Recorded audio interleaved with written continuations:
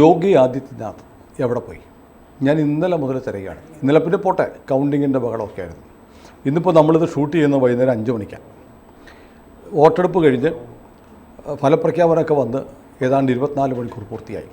U പിയിൽ അതിഭീകരമായ തകർച്ച എന്ന് പറഞ്ഞാൽ മോദിക്കുള്ള തകർച്ച മാത്രമല്ല, പാർലമെൻറ്റിലേക്കുള്ള. യു പിയിലെ ഏറ്റവും ജനകീയനായ മുഖ്യമന്ത്രി എന്ന് പറയുന്ന ആദിത്യനാഥിൻ്റെ പകുതിയിലേറെ മണ്ഡലങ്ങളിൽ തോറ്റുപോയിരിക്കുന്നു BJP. ആ സർക്കാരിൻ്റെ സത്യത്തിൽ സർക്കാരിനെതിരെയുള്ള ജനവിധിയാണെന്ന് വ്യാഖ്യാനിച്ചാൽ യോഗി ഒരുപക്ഷെ രാജിവെക്കണം. ഇപ്പോൾ ഇതാ കേൾക്കുന്നു, തെരഞ്ഞെടുപ്പിൻ്റെ പരാജയത്തിൻ്റെ ഉത്തരവാദിത്തം ഏറ്റെടുത്ത് മഹാരാഷ്ട്രയിൽ ഉപമുഖ്യമന്ത്രി ഫട്നാവിസ് രാജി പരസ്യമായി അറിയിച്ചു കഴിഞ്ഞു. ഇങ്ങനെ പല മാനങ്ങൾ വരുന്നുണ്ട്. പക്ഷേ യോഗി പറയണ്ടേ അദ്ദേഹത്തിൻ്റെ സംസ്ഥാനത്ത് ഇത്ര വലിയ തകർച്ച സ്വന്തം പാർട്ടിക്ക് എങ്ങനെ ഉണ്ടായിന്ന്? സാധാരണ ഇതിലൊന്നും പ്രതികരിക്കാൻ നിൽക്കുന്ന ആളാണ് പിണറായി വിജയൻ. പിണറായി പറഞ്ഞു കേരളത്തിലെ പരാജയം ആഴത്തിൽ പരിശോധിക്കും എന്ന് പിണറായി വരെ പറഞ്ഞു. രാജിവെക്കെന്ന് പറഞ്ഞില്ല. പക്ഷേ യോഗി രാജിവെക്കണമെന്നല്ല പറയുന്നത്. എന്തു സംഭവിച്ചു എന്ന് യു പിയിലെ മാധ്യമങ്ങളോട് പറയാനുള്ള ഒരു ബാധ്യത യോഗിക്കുണ്ട്.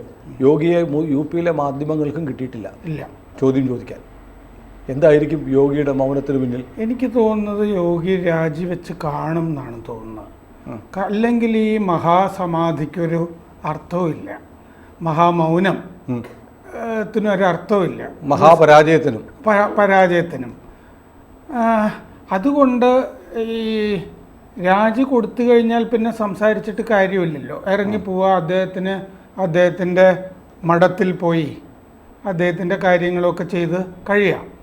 പലപ്പോഴും നമ്മൾ ചർച്ച ചെയ്യാതെ പോയ പല കാര്യങ്ങളും ഉണ്ട് ഈ യോഗയുടെയൊക്കെ മൗനത്തിൻ്റെ പിന്നിൽ. അത് ഈ ഡൽഹിയും ലക്നൗവുമായിട്ട് അത്ര രസത്തിലല്ല എന്നുള്ളത് പക്ഷെ അതൊക്കെ പറയപ്പെടുന്ന കാര്യങ്ങളല്ല, വെറുതെ പറയുന്നതല്ല. ഇന്നലെ നമ്മൾ ചെറുതായിട്ട് പറഞ്ഞു തുടങ്ങിയല്ലോ. കെജ്രിവാൾ ചുമ്മാ ഒന്ന് ഇളക്കിയിട്ട് പോയതല്ലേ? കെജ്രിവാൾ പറഞ്ഞത് അതിനേക്കാൾ കൂടുതൽ കാര്യങ്ങളുണ്ട്. അവിടെ ഒരു ഉപമുഖ്യമന്ത്രി കേശവ് പ്രസാദ് മൗര്യ എന്ന് പറഞ്ഞൊരാളെ എടുത്തല്ലോ. കേശവ് പ്രസാദ് മൗര്യ എടുത്തു വെക്കേണ്ട കാര്യം എന്തായിരുന്നു? കാരണം അദ്ദേഹം തെരഞ്ഞെടുപ്പിൽ തോറ്റയാളാണ്.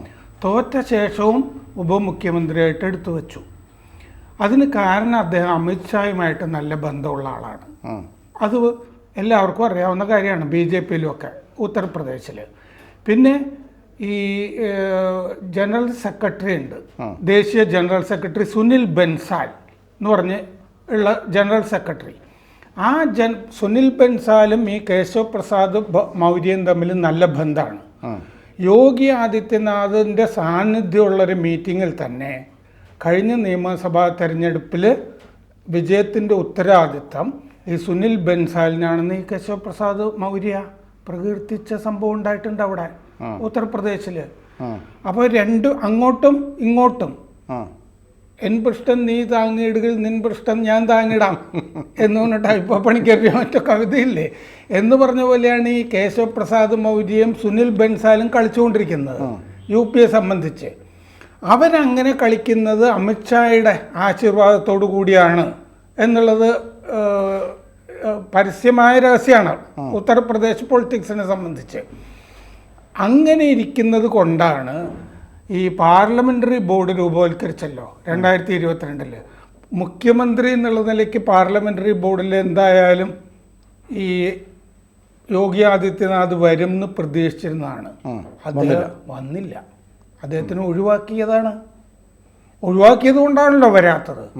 ആ ഒഴിവാക്കിയത് എന്തുകൊണ്ട് എന്നുള്ളതിൻ്റെ കഥയാണ് ഞാൻ ഈ പറഞ്ഞത്. ഈ മൗര്യയും സുനിൽ ബൻസാലും തമ്മിൽ അവിടെ രൂപം പൂണ്ട കുറുമുന്നണി അല്ലെങ്കിൽ അച്ചുതണ്ട് എന്ന് പറയുന്ന സംഭവം. അതുകൊണ്ട് ഇത്തവണ എന്ത് സംഭവിച്ചു എന്ന് വെച്ചാൽ ഇദ്ദേഹം കൊടുത്തൊരു പട്ടിക ഉണ്ടല്ലോ 33, അത് വെട്ടിപ്പോയി. യോഗി ആദിത്യനാഥിൻ്റെ സ്ഥാനാർത്ഥികൾ വന്നില്ല. ഇപ്പോൾ ഇന്ന് തന്നെ അവിടെ റിട്ടേണിംഗ് ഓഫീസറായിരുന്ന ഒരാൾ സംസാരിച്ചിരുന്നു. ഇവിടുന്ന് പോയി അവിടെ റിട്ടേണിംഗ് ഓഫീസറായ അവിടെ തോറ്റാലും അത്ഭുതമില്ലായിരുന്നു എന്നാണ് പറയുന്നത്. BJP സത്യത്തിൽ ഭൂരിപക്ഷം ഉണ്ടായില്ലല്ലോ. SP കോൺഗ്രസിനാണല്ലോ ഭൂരിപക്ഷം ഉണ്ടായിരിക്കുന്നത്. ശരിക്കും തകർന്നിരിക്കുകയാണല്ലോ. വലിയ UP പിടിച്ചാലേ ഡൽഹി പിടിക്കുള്ളൂ എന്ന് പറഞ്ഞത് ഡൽഹി പിടിക്കാൻ പാടില്ലായിരുന്നു. അല്ല, UP പിടിക്കാതെ ഡൽഹി പിടിച്ചു, അത് വേറെ കാര്യം. അതെ, ഭൂരിപക്ഷമൊക്കെ ഉണ്ട്, ഭരിക്കാനും ഒക്കെ ഉണ്ട്. പക്ഷെ ഈ ഒന്നിച്ച് ഐക്യത്തിൽ പോകാൻ പറ്റാത്ത സാഹചര്യങ്ങൾ ഉത്തർപ്രദേശിലെ നേതൃത്വത്തിലുണ്ട്. അല്ല, ഞാൻ പെട്ടെന്ന് ഓർക്കുകയാണ്, മധ്യപ്രദേശ്, ഗുജറാത്ത്, ഡൽഹി, ഹിമാചൽ പ്രദേശ്, ഉത്തരാഖണ്ഡ്, ജാർഖണ്ഡ്, ഇവിടെ എല്ലാം, ഛത്തീസ്ഗഡ്, ഇത്രയും സ്ഥലങ്ങളിലായി 82 സീറ്റുകളുണ്ട്. അതിൽ 80 സീറ്റും BJP പിടിച്ചു. അപ്പോഴാണ് UP തകർന്നടിഞ്ഞത്. നമ്മൾ ഈ തകർന്നു പോയ സ്ഥലങ്ങൾ നോക്കിയാൽ അതിലൊക്കെ സമാന പ്രശ്നങ്ങളാണുള്ളത്. മഹാരാഷ്ട്ര ആഭ്യന്തര പ്രശ്നങ്ങളാണ്. ആഭ്യന്തര പ്രശ്നങ്ങൾ രൂക്ഷമാണെന്ന് നമ്മൾ നേരത്തെ ചർച്ച ചെയ്തിട്ടുണ്ട്. അതുകൊണ്ടാണ് അവിടെ അമിത്ഷായും മോദിയും 1 ഡസനിലധികം തവണ റാലികൾ. കാരണം അവിടെ പ്രാദേശിക നേതൃത്വം എന്ന് പറഞ്ഞാൽ ഈ ഫട്നാവിസ് മാത്രമേ ഉള്ളൂ. വേറെ ഈ ഗഡ്കരി അവിടെ ഫട്നാവിസ് തന്നെ ഒതുക്കിയിട്ടിരിക്കുന്നു എന്നാണല്ലോ പറയുന്നത്. നാഗ്പൂരിൽ തോൽപ്പിക്കാൻ ശ്രമിച്ചു എന്ന് പറഞ്ഞ ആരോപണങ്ങൾ ഇപ്പോൾ വരുന്നുണ്ടല്ലോ. ഫട്നാവിസിന്റെ ഒരു വലിപ്പം വേറെയാണ്. ഞാൻ കാണുന്നത് അദ്ദേഹം മുഖ്യമന്ത്രി ആയിരുന്ന ആളാണ്. ആ മുഖ്യമന്ത്രി സ്ഥാനം വിഘടിച്ചു വന്ന ശിവസേനയുടെ ഷിൻഡേക്ക് കൊടുത്തിട്ട് അദ്ദേഹത്തിൻ്റെ കീഴിൽ ഉപമുഖ്യമന്ത്രിയാകാൻ കാണിച്ച ഒരു മനസ്സുണ്ടല്ലോ, അതൊരു അച്ചടക്കമുള്ള പാർട്ടി പ്രവർത്തകന്റെ ഒരു ലക്ഷണമാണ്. പൊതുവേ അദ്ദേഹത്തിന്റെ സംഭാഷണങ്ങളിൽ, ഇന്റർവ്യൂകളൊക്കെ നമ്മൾ സൗമ്യതയും മിതത്വവും എല്ലാം ഉണ്ട് അദ്ദേഹത്തിന്. പെരുമാറ്റത്തിലും അതുണ്ട്. അപ്പോൾ മൊത്തം ക്യാരക്ടറിലും ഈ പാരവയ്പ് പണി അങ്ങനത്തെ കാര്യം ചെയ്യുന്ന ആളാണെന്ന് നമുക്ക് തോന്നുന്നില്ല. ഗഡ്കരിയെ പിന്നെ ഫട്നാവിസ് ഒതുക്കിയതാണെന്ന് നമ്മൾ കരുതേണ്ടതുമില്ല. വേറെ കയ്യിലിരിപ്പ് കൊണ്ട് ഗഡ്കരി അതിനൊക്കെ മുകളിലുള്ള ആളാണ്. ഫട്നാവിസ് വിചാരിച്ച് അങ്ങനെ ഒതുങ്ങാൻ പറ്റുന്ന ആളല്ല. അദ്ദേഹം ദേശീയ പ്രസിഡന്റ് വേറെ ചില ആളുകൾ തീരുമാനിക്കണം. അതെ, മാത്രമല്ല ഗഡ്കരി നാഗ്പൂരിൽ എത്തിക്കഴിഞ്ഞ സ്കൂട്ടറിൽ മറ്റേ ആസ്ഥാനത്തേക്ക്, RSS ആസ്ഥാനത്തിലേക്കൊക്കെ പോകുന്ന ഒരു പോസ്റ്റർ പോലും പ്രിന്റ് ചെയ്തിരുന്നില്ല ഗഡ്കരി. അത്ര വലിയ ആത്മവിശ്വാസമുണ്ട്. അതെ, 1.5 ലക്ഷം വോട്ടിനോ ജയിച്ചിട്ടുണ്ട്. അതുപോലെ ഈ ശിവരാജ് ചൗഹാനെയും പാർലമെന്ററി ബോർഡിൽ എടുത്തിരുന്നില്ല. 8 ലക്ഷം വോട്ടിന് വിജയില് ജയിച്ചിട്ടില്ലേ? 8-4 ലക്ഷം മറ്റോ വരും. വലിയ വിജയല്ലേ? അപ്പോൾ അങ്ങനെ കുറെ ആഭ്യന്തര പ്രശ്നങ്ങൾ ചൗഹാന് കേന്ദ്ര ക്യാബിനറ്റിൽ അതൊക്കെ വരുന്നു. മാത്രമല്ല ചിലപ്പോൾ അദ്ദേഹം മറ്റേ BJPയുടെ നാഷണൽ പ്രസിഡന്റ് ഒക്കെ ആകാം. കാരണം നഡ്ഡയ്ക്ക് ശേഷം വരുന്ന പേരുകളിലൊന്നായിട്ട് കൺസിഡർ ചെയ്യുന്നുണ്ട്. നല്ല ലീഡറാണ്, അവിടെ വലിയ ജനകീയ അംഗീകാരമുള്ള ആളാണ്. അതെ, അങ്ങനത്തെ പ്രശ്നങ്ങൾ ഉള്ളപ്പോൾ ഈ ഉത്തർപ്രദേശിലെ ഈ അകൽച്ചയുണ്ടല്ലോ, അതെന്തുകൊണ്ട് അത് തീർച്ചയായിട്ടും മോദിക്കും അറിയാമായിരിക്കുമല്ലോ. മോദിയും അമിത്ഷായുമായിട്ട് വലിയ അടുപ്പമായതുകൊണ്ട് ഇത്തരം കാര്യങ്ങൾ അവർ ചർച്ച ചെയ്യുന്നൊക്കെ ഉണ്ടായിരിക്കണം. ഗോരഖ്നാഥിൻ്റെ മുഖ്യ പുരോഹിതൻ അവന്താണ് യോഗി ആദിത്യനാഥ്. ബഹുമാന്യനായ സന്യാസിയാണ്, നാഗ് സെറ്റിൻ്റെ പരമാചാര്യനാണ്. പക്ഷേ എനിക്ക് തോന്നുന്നത് അദ്ദേഹം മുഖ്യമന്ത്രി എന്ന നിലയിൽ നന്നായി പെർഫോം ചെയ്യുന്നുണ്ട്.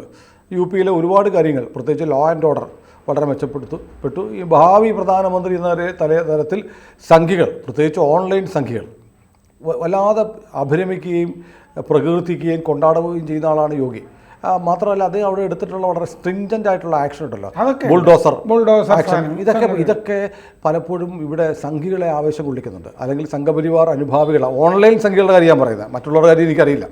ഓൺലൈനിൽ വലിയ ആവേശമാണ്. ഇതൊക്കെ കണ്ടുപിടിക്കുകയും മോദി ഇതൊന്നും ചെയ്യുന്നില്ല, യോഗി ഇതൊക്കെ ചെയ്യുന്നുണ്ട്.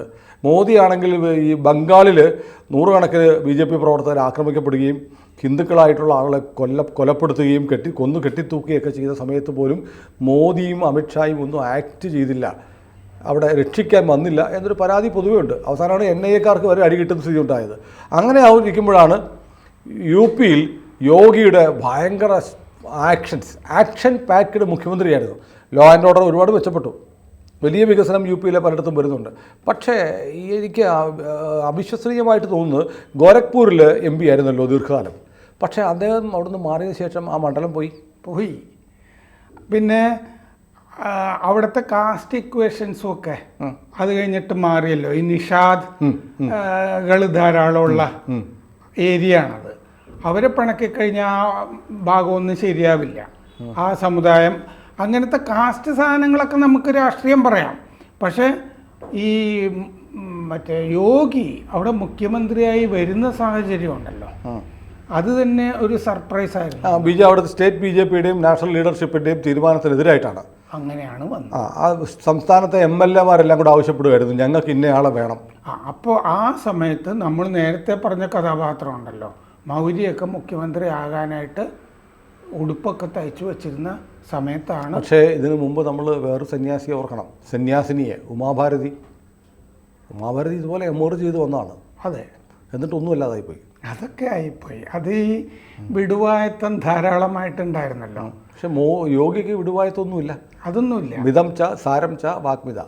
ഉമാഭാരതിയെ ഞാൻ കണ്ടിട്ടുണ്ട്. ആ ഛത്തർപൂർ എന്ന് പറഞ്ഞിട്ട് ഖജുരാഹോയുടെ മണ്ഡലം അവിടെ വെച്ചിട്ട് അവർ തന്നെയാണ് ജീപ്പ് ഓടിച്ചത്. ആ ജീപ്പിലിരുന്നാണ് സംസാരിച്ചു കൊണ്ടിരുന്നത്. EMSന് ഇഷ്ടമാണെന്നൊക്കെ പറഞ്ഞു. പക്ഷെ അതിനുശേഷം വീക്ക് വാരികയിൽ ഞാനുള്ളപ്പോൾ ഉള്ളൊരു ഇൻ്റർവ്യൂവിൽ അവർ I have chased Govindacharya many times എന്ന് പറഞ്ഞിട്ട് ഞാൻ അദ്ദേഹത്തെ പ്രണയിച്ചിരുന്നു, പിന്നാലെ ഓടിയിരുന്നു എന്നൊക്കെ പറഞ്ഞ ഇൻ്റർവ്യൂവിൽ ഓർമ്മിക്കുന്നുണ്ട്. വന്നിട്ട് അത് ഭയങ്കര കോൺട്രവേഴ്സി ആയി പോയിട്ട് മനോരമയുടെ ഡൽഹി ഓഫീസിൻ്റെ മുമ്പിൽ വന്ന് ധർണയൊക്കെ ഇരിക്കുകയൊക്കെ ചെയ്തു. ഭീകരമായിട്ട്. എനിക്ക് പക്ഷേ അവരോട് സംസാരിക്കുമ്പോൾ അവർ വളരെ ഈ ബോയ്സ്ട്രസ് ആയിട്ടാണ് തോന്നിയത്. കുഴപ്പമൊന്നുമില്ല, എല്ലാ കാര്യങ്ങളും തുറന്നു പറയുന്നു എന്നൊക്കെയുള്ള കൊടുക്കാൻ ഉദ്ദേശിച്ച് പറഞ്ഞായിരിക്കില്ല. അങ്ങനെയും ആയിരിക്കില്ല ചിലപ്പോൾ. പക്ഷെ ഓഫ് ദ റെക്കോർഡൊന്നും പറയുമ്പം അങ്ങനെ പറഞ്ഞു പോകുന്നതാണ് അവര്. അപ്പോൾ നല്ല ലീഡറായിരുന്നു അവര്. മറ്റേ സാധ്വി ഇദംബര പോലത്തെ അതിഭീകര തീവ്രവാദമൊന്നുമില്ലായിരുന്നു, അതൊന്നുമില്ലായിരുന്നു. അങ്ങനെ ഉള്ള ഒരു സന്ദർഭത്തിൽ അവിടെ ഈ പേഴ്സണൽ ഇക്വേഷൻസ് ശരിയായിട്ടില്ല. യോഗി കൊടുത്തിട്ടുള്ള പട്ടികയിൽ നിന്ന് ആളുകളെ വെച്ചിട്ടില്ല. കാരണം അത് ഡൽഹിയിൽ വെട്ടിപ്പോയിട്ടുണ്ട് ആ പേരുകൾ. എന്നിട്ട് നമ്മളിപ്പോൾ നോക്കുമ്പോൾ അവിടെ മത്സരിച്ചവരൊക്കെ തോറ്റിട്ടുണ്ടോ? അജയ് റായ് പോലത്തെ ആളുകൾ തോറ്റില്ലേ? ആ ലഖിംപൂരിൽ കർഷകരെ കൊന്ന മറ്റേ മകൻ്റെ വണ്ടി ഇടിച്ച് കെട്ടത്. അപ്പോൾ എന്നോട് ഈ മറ്റേ ഈ റിട്ടേണിംഗ് ഓഫീസർ പറഞ്ഞെന്താന്ന് വെച്ചാൽ അവിടെ പോയ കുറേ തഗ്ഗുകൾക്ക് കോൺഗ്രസിലും SP-യിലും ഉണ്ടെന്ന് പറയുമല്ലോ, ഇതുപോലത്തെ കുറേ ആളുകൾക്ക് അവിടെ സീറ്റ് കൊടുത്തിരുന്നു. അവരെ ശരിയാക്കാമെന്ന് ജനങ്ങൾ തീരുമാനിച്ചതാണ്. അപ്പോൾ യോഗിക്കല്ല BJP ലീഡർഷിപ്പിലാണ് തെറ്റിയെന്ന് വരുമല്ലോ. അതെ, ഞാനിപ്പോൾ പറഞ്ഞെന്താണ്, യോഗി കൊടുത്ത പട്ടികയിലെ 33 പേരുടെയോ മറ്റു പേരെയോ ആ പട്ടിക അംഗീകരിച്ചതെങ്കിൽ അത് പേഴ്സണലി വിജയിപ്പിക്കേണ്ട ബാധ്യത അദ്ദേഹത്തിൻ്റെ ആകുമായിരുന്നു. ഈ ആ മണ്ഡലങ്ങളുണ്ടല്ലോ, അങ്ങനെ 30 പേര് തോറ്റുപോയി എന്നാണ് പറയുന്നത്. അങ്ങനെ ഒരു ഭീകര. അപ്പോൾ സംസ്ഥാനത്തെ പൾസ് അറിയാമായിരുന്നത് യോഗിക്കാണ്. അതെ, ആണല്ലോ. എപ്പോഴും പ്രാദേശിക ഘടകങ്ങൾ പറയുന്നതാണല്ലോ ശ്രദ്ധിക്കേണ്ടത്. അത് മുമ്പ് BJP ശ്രദ്ധിക്കാതെ പല സംസ്ഥാനങ്ങളും വിട്ടുപോയിട്ടുണ്ട്, പാഠമാണ്. പിന്നെ ശ്രദ്ധിച്ചു തുടങ്ങിയപ്പോൾ പല സ്ഥലവും തിരിച്ചു കിട്ടിയിട്ടുമൊക്കെ ഉണ്ട്. ഒരു വ്യക്തി ഒരു പ്രദേശത്ത് കല്യാണം ആലോചിക്കുമ്പോൾ പോലും പയ്യനെ പറ്റി അന്വേഷിക്കാറില്ലേ രക്ഷിതാക്കള് എന്ന് പറയുന്ന പോലെ ഈ സ്ഥാനാർത്ഥി ആരാന്നൊക്കെ നോക്കണ്ടേ. അവിടെ SP-ക്കൊക്കെ ഇത്തവണ അതാണ് പഴയ BJPയുടെ മാതൃക. ഇയാളെടുത്തു, അഖിലേഷ് എടുത്തു എന്ന് പറയുന്നത്. അയാൾ കാസ്റ്റ് ഇക്വേഷനൊക്കെ വൃത്തിയായിട്ട് നോക്കി എല്ലാവരെയൊക്കെ ചേർത്തിട്ടാണ് പട്ടിക ഉണ്ടാക്കിയത്. ഇപ്പൊ നമ്മള് ഈ അയോധ്യ നോക്കുക. അയോധ്യയിലെ ഫൈസാബാദിൽ ജയിക്കേണ്ടത് ഒരു ഉത്തരവാദിത്വം, കടമയായി. 83% ഹിന്ദുക്കളുള്ള മണ്ഡലമാണ്. അതൊരു കടമയായിരുന്നില്ലേ അത്? അതെ. എന്നിട്ട് മാത്രമല്ല അവിടെ ഉണ്ടായിരുന്നത് കാലങ്ങളായി CPIയുടെ ഒരാൾ ജയിച്ചുകൊണ്ടിരുന്ന സീറ്റായിരുന്നു. അയാൾ പിന്നീട് SP പോയപ്പോൾ പിന്നെ ആ മണ്ഡലം SP ആയി. അങ്ങനെയൊക്കെ സംഭവിച്ചിട്ടുണ്ട്. പിന്നെയാണ് BJP 2 തവണ ജയിക്കുന്നത്. അതെ, ഇത്തവണ എന്താ ചെയ്തതെന്ന് വെച്ചാൽ ഈ അഖിലേഷ് യാദവ് ജനറൽ സീറ്റാണ്. ആ ജനറൽ സീറ്റിൽ കൊണ്ടുപോയി ഒരു ദളിതനെ നിർത്തി, അവധേഷ് പ്രസാദ്. ഇപ്പം ജയിച്ചപ്പോൾ അഭിമാനത്തോടുകൂടി പറയുകയാണ്, ദളിതനായ എന്നെ അദ്ദേഹം ഒരു പൊതു സീറ്റിൽ നിർത്തി. അതൊരു വലിയ മെസ്സേജാണ്, വലിയ സന്ദേശമായിരുന്നു അത് ദളിതരെ സംബന്ധിച്ചിടത്തോളം. അല്ലേ, ആ സ്ഥലത്ത് അയോധ്യ നിൽക്കുന്ന ആ സ്ഥലത്ത് ഒരു ദളിതനെ നിർത്തിയിരിക്കുന്നു. അത് മൊത്തം സംസ്ഥാനത്തിനുള്ളൊരു സന്ദേശമാണല്ലോ. അല്ല, ഈ ഫലപ്രദമായി അഖിലേഷൊക്കെ ചെയ്യുന്ന ഈ കാസ്റ്റ് ബേസ്ഡ് ഒരു സോഷ്യൽ എഞ്ചിനീയറിംഗ് ഉണ്ട്, അത് ഏറ്റവും നന്നായി ചെയ്തുകൊണ്ടിരുന്നത് BJP ആയിരുന്നു. അതെ, ഇത്തവണ അതിന് ഒരുപക്ഷെ അതിൻ്റെ ഭാഗമായിട്ട് കഴിഞ്ഞവണ ചെയ്തിരുന്നു. ഇത്തവണ പക്ഷെ അത് പാളിപ്പോയി. ഇത്തവണ ചെയ്തില്ലെന്ന് മാത്രമല്ല, മമതയല്ല, മായാവതിയാണ് സ്വന്തം നിലയ്ക്ക് ഒരു 20 മുസ്ലിം സ്ഥാനാർത്ഥികളെ നിർത്തിയത്. പക്ഷെ അതൊന്നും നിലനിർത്തില്ല. മായാവതിയുടെ മൊത്തം മൊത്തം SC മറ്റേ വോട്ട് എല്ലാം അങ്ങോട്ട് പോയി, എല്ലാം അഖിലേഷിന് പോയി. അപ്പോൾ ഈ പറഞ്ഞ പോലെ ഈ മോദി അല്ലെങ്കിൽ BJP അല്ലെങ്കിൽ മോദി വർഗീയത കളിക്കുന്നു, ജാതി കാർഡ് കളിക്കുന്നു എന്ന് പറയുന്നവർ മുസ്ലിം യാദവ് MY കാർഡ് അവിടെ കളിച്ചു, MY കാർഡ് ഇവർ കളിച്ചു. മോദി മറ്റേ യോഗി എന്നുള്ളതിന്റെ വേറെ ഫോമാണ് MY. പക്ഷേ യാദവ് മുസ്ലിം അല്ല, അതിനെ ഒരിക്കലും ജാതീയമായി അല്ലെങ്കിൽ വർഗീയമായി മത്സരിച്ചു എന്ന് നമ്മുടെ മുഖ്യധാരാ മാധ്യമങ്ങളും രാഷ്ട്രീയക്കാരും പറയത്തില്ല. മോദി അല്ലെങ്കിൽ യോഗി ഏതെങ്കിലും ജാതി സമവായം നോക്കിയാൽ അയ്യോ ഇതാ വരുന്നേ വർഗീയത ജാതി എന്ന് പറയും. പക്ഷെ അവിടെ പരസ്യമായി MY കാർഡാ കളിച്ചത്, മുസ്ലിം യാദവ് ഇക്വേഷൻ. അത് ജനാധിപത്യപരമാണ്, ജാതി മതേതരമാണ്. അങ്ങനൊരു കള്ളത്തരം കൂടിയുണ്ട്. പക്ഷേ ഏതായാലും നമുക്ക് യോഗിയിലേക്ക് തിരിച്ചു വന്നാൽ, അപ്പോൾ എനിക്ക് തോന്നുന്നത് BJP, ഞാനിപ്പോൾ നോക്കുന്ന ഫട്നാവിസ് ഉപമുഖ്യമന്ത്രിയാണ്. ഉപമുഖ്യമന്ത്രി ആയിരിക്കുക, അദ്ദേഹം രാജിവെക്കുന്നു. മുഖ്യമന്ത്രി ഷിൻഡെയാണ്. ഷിൻഡയ്ക്ക് പക്ഷേ 7 സീറ്റ് കിട്ടിയിട്ടുണ്ട് ഷിൻഡയുടെ പാർട്ടിക്ക്. അജിത് പവാറിന് 1 സീറ്റേ കിട്ടിയുള്ളൂ. അത്രയേ ഉള്ളൂ. അതായത് NCP മാതൃപേടകവും അദ്ദേഹം ഭാര്യയെ നിർത്തി മത്സരിപ്പിക്കുക. മാതൃപേടകവും പിരിഞ്ഞ പേടകവും തമ്മിൽ ഏറ്റുമുട്ടിയെടുത്ത് മിക്കവാറും എല്ലായിടത്തും അജിത് പവാറിനെ NCP തോറ്റു. അപ്പോൾ അദ്ദേഹവും ഉപമുഖ്യമന്ത്രിയാണ്. ഷിൻഡെ രാജിവെക്കുമ്പോൾ മറ്റേ ഉപമുഖ്യമന്ത്രിയും രാജിവെക്കണം, വേണമല്ലോ. അപ്പം ഷിൻഡെ അല്ല, ഫട്നാവിസ് രാജിവെക്കും. അപ്പോൾ ഷിൻഡയ്ക്ക് ഉത്തരവാദിത്വം ഇല്ലേ പരാജയത്തിൻ്റെ? അപ്പോൾ അതും ചിലപ്പോൾ രാജിവെക്കേണ്ടി വരും. അപ്പോൾ അങ്ങനെ വരുമ്പോൾ മൊത്തത്തിൽ നമ്മുടെ രാഷ്ട്രീയമായ ഒരു ചേഞ്ച് ചിലപ്പോൾ വരാം. മാത്രമല്ല, അങ്ങനെയാണെങ്കിൽ ഇപ്പം മഹാരാഷ്ട്രയിൽ നിന്ന് ഫട്നാവിസും അജിത് പവാറും ഷിൻഡെയും രാജിവെച്ചാൽ യോഗിക്ക് രാജിവെക്കാതിരിക്കാൻ പറ്റുമോ? പറ്റില്ല, ധാർമ്മികമായെങ്കിലും. ഞാൻ കരുതുന്നത് നമ്മൾ കുറേ കാലം രാഷ്ട്രീയമൊക്കെ നോക്കിയിരിക്കുന്നതാണല്ലോ. യോഗി രാജിവെച്ചിട്ടുണ്ടാകും എന്നാണ് കരുതുന്നത്. BJP ആയതുകൊണ്ടാണ് ഇത് ലീക്ക് ചെയ്ത് വരാത്തത്. പക്ഷേ യോഗി രാജിവെക്കുന്നത് UPക്ക് ഒരു നഷ്ടമാണ്. അദ്ദേഹം രാജിവെക്കുന്നതിൽ മറ്റ് കഥാപാത്രങ്ങൾക്ക് താല്പര്യമുണ്ട് എന്നാണ് ഞാൻ പറയുന്നത്. പക്ഷേ ഇദ്ദേഹത്തിൻ്റെ ഒരു പ്രൊഫൈലില്ല, അദ്ദേഹത്തിൻ്റെ ഉപഗ്രഹങ്ങളും ഒക്കെ. ഇദ്ദേഹത്തിൻ്റെ പ്രൊഫൈലൊന്നും അവർക്കൊന്നുമില്ല. അപ്പോൾ BJP നശിപ്പിക്കുക എന്നുള്ള മാത്രമേ ഉള്ളൂ. കാരണം ഹിന്ദു യുവവാഹിനി എന്നുള്ളൊരു വലിയൊരു മാസ് മൂവ്മെന്റ് ഉണ്ടാക്കി അവിടെ നിൽക്കുന്ന നമ്മൾ ഇന്നലെ ചിലപ്പോൾ ഈ ആദ്യം ചർച്ച ചെയ്തത്, അതായത് RSSന്റെ ഒരു പങ്ക്, അതിന് സാധ്യതയില്ല. അതിന് സാധ്യതയില്ല എന്ന് ഞാൻ കരുതുന്നത്. കാരണം അടുത്ത വർഷം വിജയദശമി, RSSന്റെ 100ാം വാർഷികമാണ്.